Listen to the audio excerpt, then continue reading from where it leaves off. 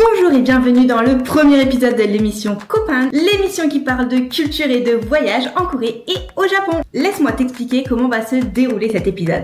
Dans un premier temps, on va parler d'un fait culturel qui touche la Corée et le Japon sans les comparer. C'est très important. Pour la deuxième partie, je te donnerai des recommandations de K-drama, animés et également manga et webtoon sur ce sujet. Et on finira bien évidemment par le côté plus touristique car tu sais que cette émission c'est culturel et touristique en te donnant des événements qu'il y a en ce moment en Corée du Sud et au Japon. Allez, on entre tout de suite dans le vif du sujet en parlant des paris d'argent. Et qu'est-ce qui m'a inspiré pour ce sujet? En fait, c'est tout simplement le K-drama Squid Game. Oui, la saison 2 est sortie le mois dernier et je pense que vous avez été très nombreux à la regarder. Alors attention, on va pas parler de spoil, rien du tout. Sache juste que si tu ne connais pas Squid Game, c'est un jeu où des personnes qui sont pauvres vont entrer dans un bunker pour jouer afin de rembourser leurs dettes. Bref, alors on va parler des paris d'argent. Alors au Japon, tout ce qui est paris d'argent, notamment les casinos, c'est interdit par la loi. Et c'est pareil d'ailleurs en Corée du Sud. Mais il y a quand même quelque chose d'intéressant, c'est que tu vois, les casinos, c'est interdit parce que ce sont des jeux d'argent. Mais les pachinko, on pourrait d'ailleurs comparer, tu sais, à la fête foraine quand il y a les machines à sous. Donc tu mets des pièces, là c'est un peu la même chose mais avec des billes. Même si les règles, je pense qu'elles sont différentes. Personnellement, j'ai jamais joué. Donc ce pachinko, il faut savoir que ce n'est pas considéré comme un casino. Alors que tu gagnes de l'argent. Mais alors, pourquoi ce n'est pas considéré comme un casino? Parce qu'on prend de l'argent pour jouer à un jeu et ensuite on gagne de l'argent avec ce jeu.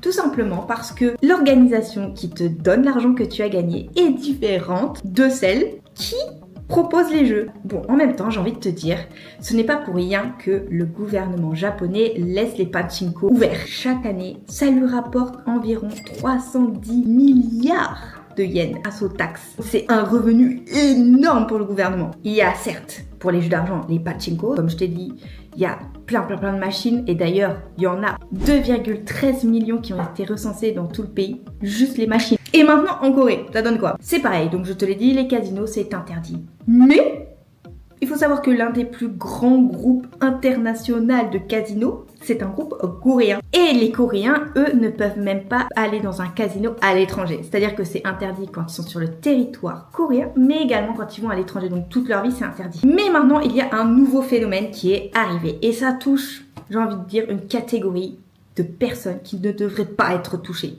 C'est-à-dire les enfants et les ados. Comment ils font pour faire des paris d'argent? Eh bien, il s'agit de jeux en ligne. Oui, il y a un nouveau phénomène avec un jeu en ligne où les enfants parient de l'argent en utilisant l'argent de leurs parents, voire ils empruntent à leurs amis ou aux parents de leurs amis de l'argent pour pouvoir faire ce jeu. Et la police, depuis 2023, elle est en train de chercher à se battre contre ce cyber-gambling, les paris en ligne. Il y a déjà eu 21 400 arrestations juste pour la période de septembre 2023 à octobre 2024. Je t'ai dit que c'est les adolescents que ça touche. Quel âge avait, selon toi, le plus jeune joueur qui a été arrêté? Je te donne 3 secondes. Il avait 8 ans. 8 ans! Je veux dire, à 8 ans, moi, je joue encore avec des peluches, des Barbies, tout ce que tu veux. Mais j'étais pas en train de faire des paris d'argent. Je ne savais même pas que ça existait, ce genre de choses. À savoir que en Corée du Sud, il y a eu un changement ces dernières années, notamment au niveau du type de paris. Comme je te l'ai dit, les jeux en ligne, ça augmente, alors que les paris sportifs, eux, diminuent. Et surtout, ça touche les plus jeunes. Faites attention aux paris d'argent. On parle quand même de 47,3% d'adolescents qui sont sur cette application. C'est énorme. On va passer aux recommandations.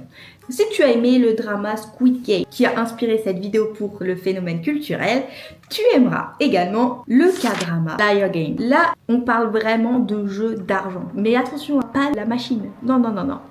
Ni les jeux en ligne. Non. Liar Game, c'est l'histoire d'une jeune femme très naïve qui se retrouve entraînée dans un jeu où les participants doivent se manipuler entre eux pour remporter une énorme somme d'argent. Pour s'en sortir, elle va s'allier à un homme, et pas n'importe lequel, au génie de la tromperie. Il va falloir être très stratégique pour pouvoir gagner l'argent. J'aurais pu te proposer Liar Game qui est du coup la version japonaise du K-drama que je viens juste de te proposer, mais à la place je vais te proposer cette fois-ci des jeux, un style qui est exactement comme dans le style de Squid Game, avec des jeux, des paris. Il s'agit de Alice in Borderland. Et ce drama, tu le trouveras en plus sur Netflix. Alice in Borderland suit un jeune homme passionné de jeux vidéo qui se retrouve avec ses amis, transporté dans une version désertée et mystérieuse de Tokyo. Pour survivre, ils n'ont pas le choix que de participer à des jeux hyper hyper dangereux où chaque défi met leur intelligence et leur détermination à rude épreuve. Franchement, une pépite et la saison 3 arrive très bientôt. Et pour tous les fans de J-pop,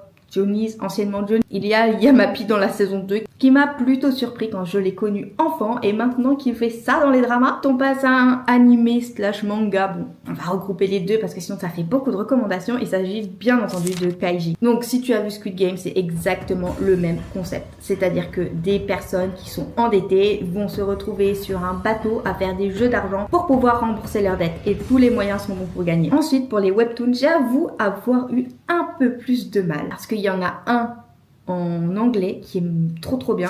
C'est If the World is Money. Mais il n'est pas en version française. Donc j'ai dû me mettre pas sur les paris d'argent, mais plus sur les jeux amenés à on sait quoi. C'est le webtoon Game of Doppelganger. Il s'agit tout simplement de Doppelganger. Si tu sais pas ce que c'est ton double. Une fois que tu croises ton double, eh bien seulement l'un de vous deux survivra. Voilà, c'est tout. Je laisse ça comme ça.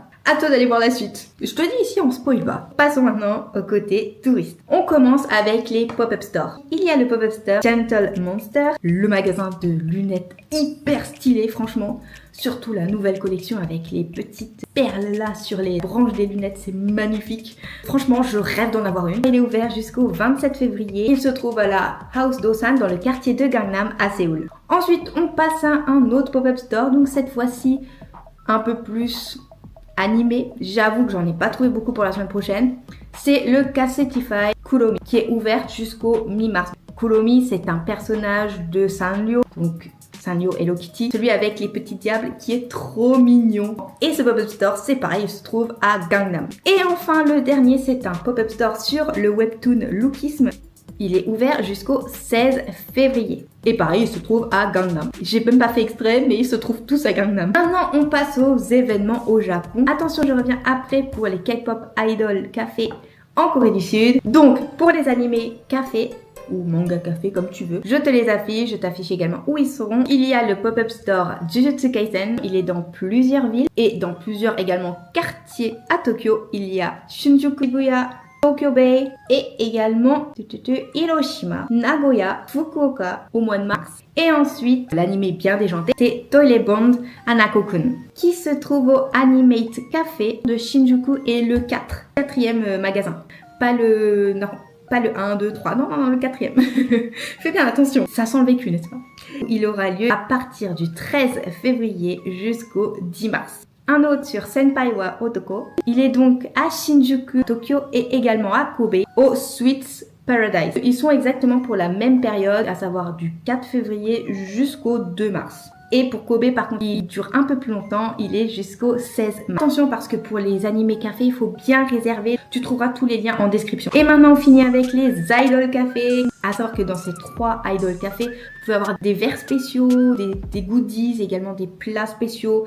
Bref, celui pour l'anniversaire de Noah, des plays, qui sera du 8 février au 10 février.